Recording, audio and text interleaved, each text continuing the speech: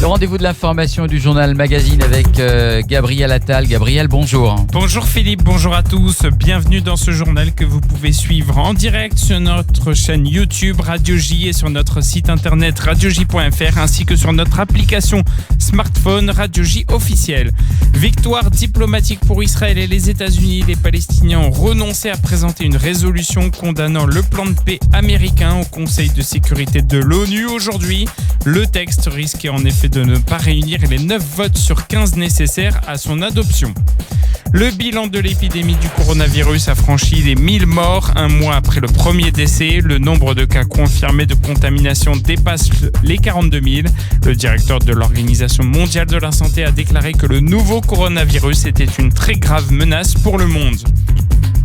En France, la tempête Chiara atteint à présent la Corse. L'île de Beauté doit faire face à des incendies et des rafales entre 150 et 210 km/h. 9 départements sont toujours en alerte orange dans le pays. Les vents violents devraient perdurer dans l'après-midi avant de faiblir progressivement dans la soirée. Et comme chaque mardi, vous retrouverez la chronique Israël Business d'Eric Lewin à la fin de ce journal. Radio J.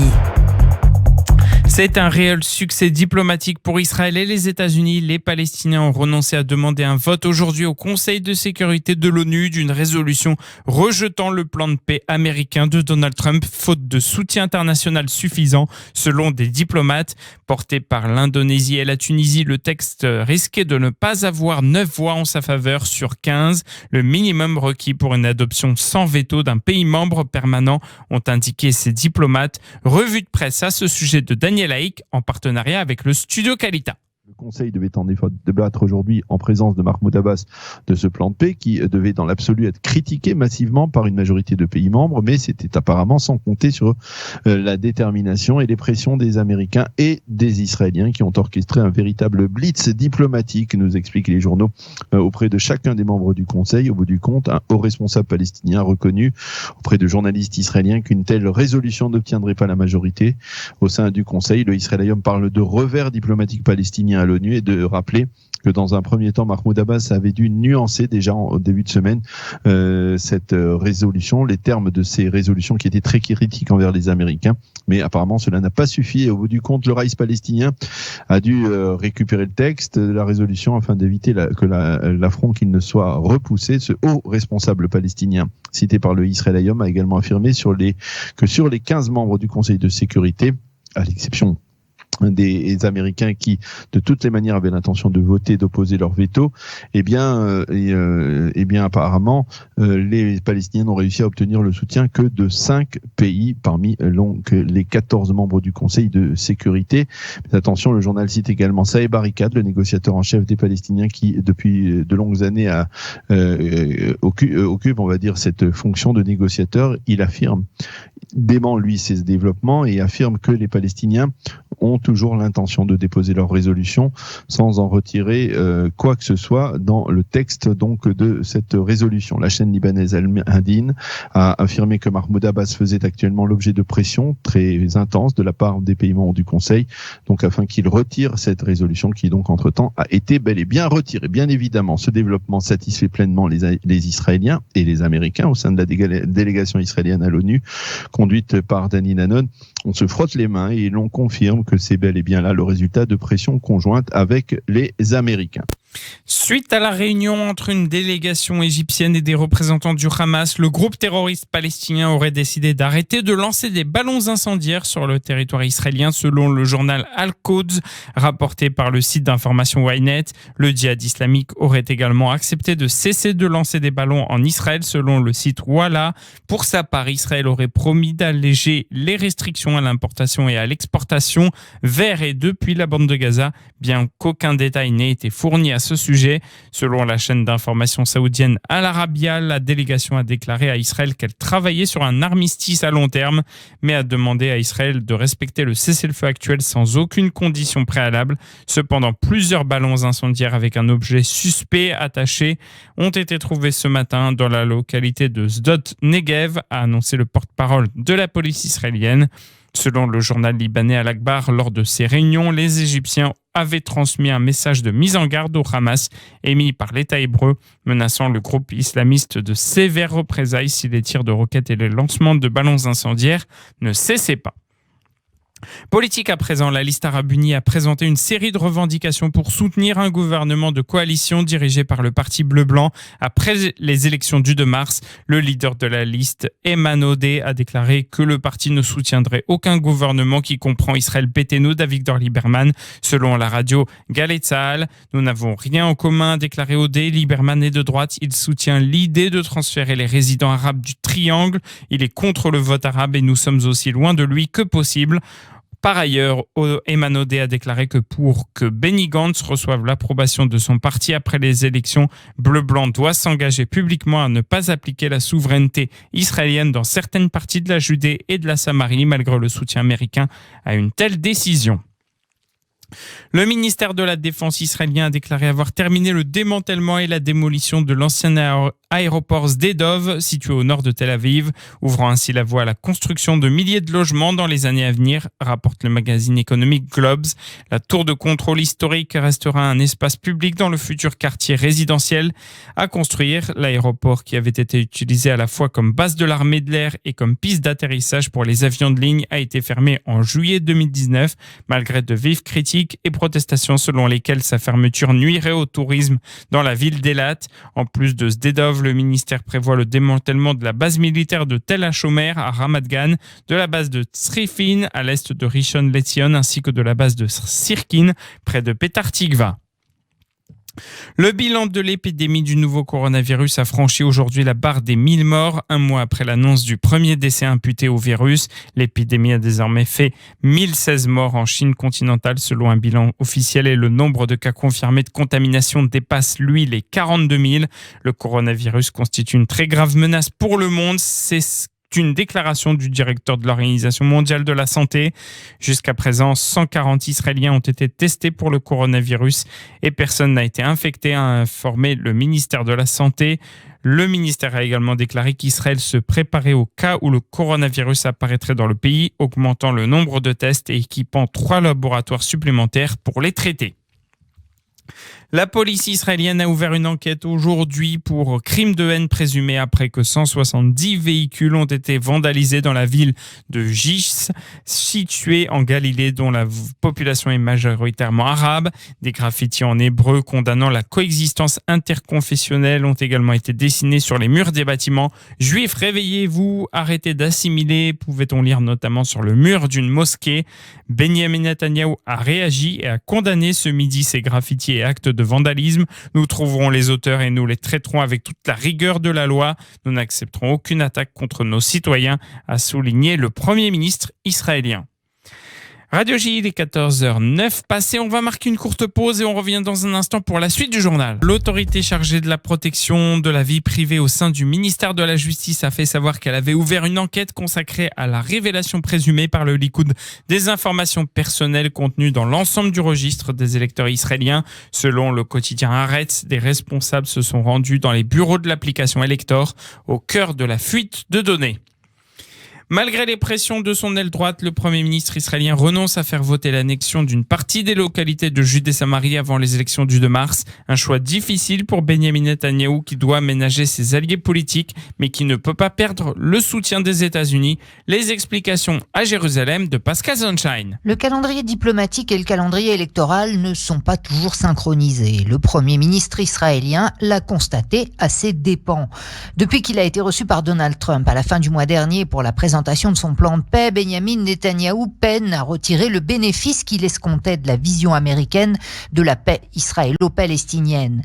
Lui qui avait fait du projet d'annexion de la dépression du Jourdain et du nord de la mer Morte un argument électoral et qui espérait renforcer son avantage en apparaissant comme celui qui rapportait la paix de Washington, se retrouve pris en étau entre diplomatie et politique intérieure. La publication du plan du président américain est intervenue trop tôt sur le calendrier électoral, vu la confusion qu'elle a entraînée, alors que le Premier ministre israélien pensait pouvoir acter l'application de la souveraineté sur une partie des localités de Judée-Samarie, il s'est vu couper l'herbe sous le pied par l'administration américaine, interdiction de bouger avant les élections du 2 mars, lui a-t-on fait savoir sans ménagement. La Maison-Blanche avance à son propre rythme et l'imminence du scrutin législatif israélien ne fait pas partie de ces paramètres. Les Américains ont besoin de temps pour calmer les inquiétudes de leurs alliés arabes et ne veulent pas se retrouver contraints d'opposer leur veto à une résolution de condamnation d'Israël au Conseil de sécurité de l'ONU, surtout pour un résultat nul. Car une initiative unilatérale de Jérusalem aurait pour effet de faire définitivement voler en éclats le plan du chef de la Maison-Blanche. Mais de son côté, Benjamin Netanyahou a compris qu'il risquait gros, soit obtempérer aux ordres des Américains au risque de faire éclater son alliance électorale, soit passer outre et faire voter l'annexion de la dépression du Jourdain et du nord de la mer Morte, comme lui demandent ses alliés nationalistes et les responsables des implantations, et perdre alors le soutien des États-Unis. L'offre américaine de souveraineté d'Israël sur les localités juives de Judée-Samarie ne sera reconnue que par les États-Unis, comme c'est déjà le cas pour Jérusalem et le plateau du Golan, mais cette fois, elle pourrait n'être reconnue qu'à ses conditions préalables et non pas comme un fait accompli. Dans tous les cas, la droite sioniste religieuse n'acceptera pas la contrepartie du plan américain qui prévoit la création d'un État palestinien sur 70% de la Cisjordanie et sur la bande de Gaza, mais les États-Unis estiment sans doute que la dynamique générée par la publication du plan peut modifier les rapports de force sur l'échiquier politique israélien et faire émerger, après les élections, une coalition qui lui serait plus favorable, qu'elle soit ou non dirigée par Benjamin Netanyahou. C'est probablement pour limiter les risques diplomatiques et ne pas perdre toutes ses chances sur le front politique que le Premier ministre Likoud a annoncé qu'il renonçait à l'annexion avant les élections. L'armée syrienne a été abattue tout à l'heure dans le nord-ouest de la Syrie et les 2 pilotes ont été tués, ont rapporté l'Observatoire syrien des droits de l'homme, selon qui l'appareil a été touché par une roquette des forces turques. L'appareil a été abattu près du village de Kaminas, selon cette ONG, mais les autorités turques ont évoqué un crash sans en revendiquer la responsabilité.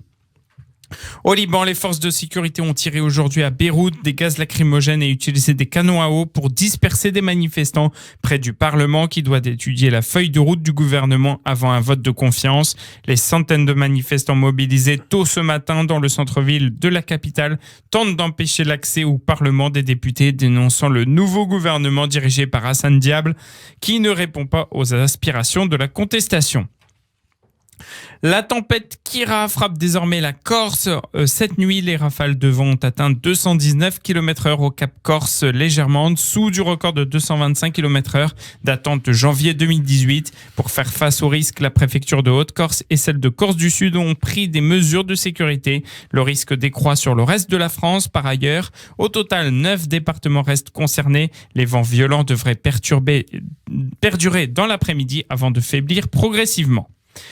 Les compteurs Linky seraient-ils, comme leurs détracteurs le martèlent, trop gourmands en données personnelles? La CNIL, gendarme français de la protection des données, a annoncé aujourd'hui avoir mis en demeure les groupes d'énergie EDF et Engie pour non-respect de certaines conditions de recueil du consentement concernant les données des compteurs communicants. Autre grief de la CNIL envers les compteurs Linky, leur durée de conservation excessive des données de consommation. Ces données s'avèrent d'autant plus sensibles qu'elles peuvent en dire long sur la vie privée des détenteurs de compteurs et laisser entrevoir leurs heures de lever et de coucher, leur période d'absence ou encore le nombre de personnes présentes dans le logement. Le fournisseur d'énergie a réagi tout à l'heure. EDF prend acte de la mise en demeure de la CNIL et s'engage à mettre en place les corrections nécessaires conformément aux demandes adressées par la CNIL. Et Emmanuel Macron a tenu une conférence de presse ce matin sur le handicap. Le président français a fixé plusieurs objectifs, dont celui que chaque enfant ait une solution de scolarisation d'ici à la rentrée prochaine. L'un des enjeux est le nombre d'accompagnants d'élèves en situation de handicap. Il promet d'en embaucher 11 500 d'ici 2022.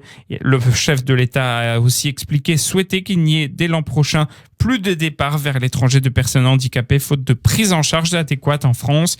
Il a aussi plaidé pour la mise en place qu'un numéro national unique d'assistance soit mis en place, le 360.